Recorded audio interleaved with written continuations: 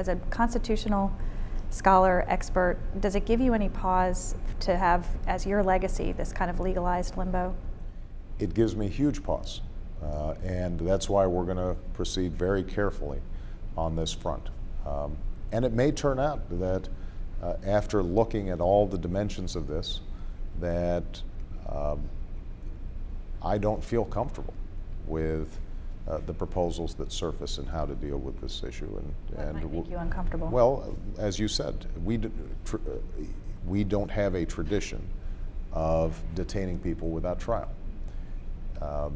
The problem that we're confronting here is that there's been a clear distinction in the past between criminals here in the United States and war, which happens in a theater somewhere. We've detained war prisoners during times of war, but the war ended. Here you've got a situation where we have Al-Qaeda and other extremists who would gladly blow up Americans, and yet we don't have a clear terminal point. There's not going to be some surrender ceremony where Emperor Hirohito signs the papers. And given that fact, how to manage extremists who want to do us harm and may not fall neatly under traditional criminal jurisprudence here in the United States or even international laws, but making sure that both the American people are safe and our Constitution is upheld is a very difficult thing.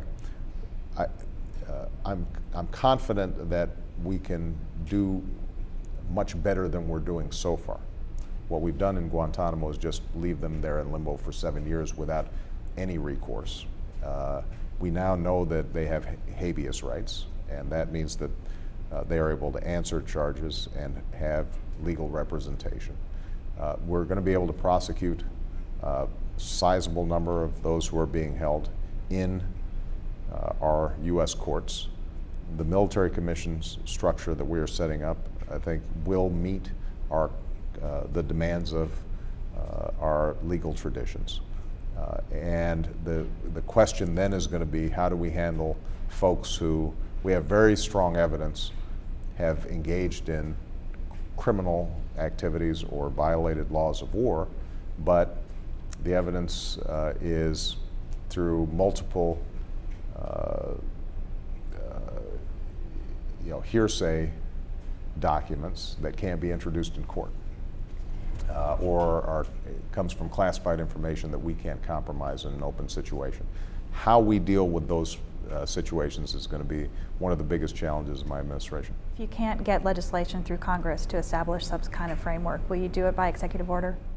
I am not comfortable with doing something this significant through executive order. I think it is very important that the American people and Congress, in conjunction with my administration, come up with a structure that is not only legitimate in the eyes of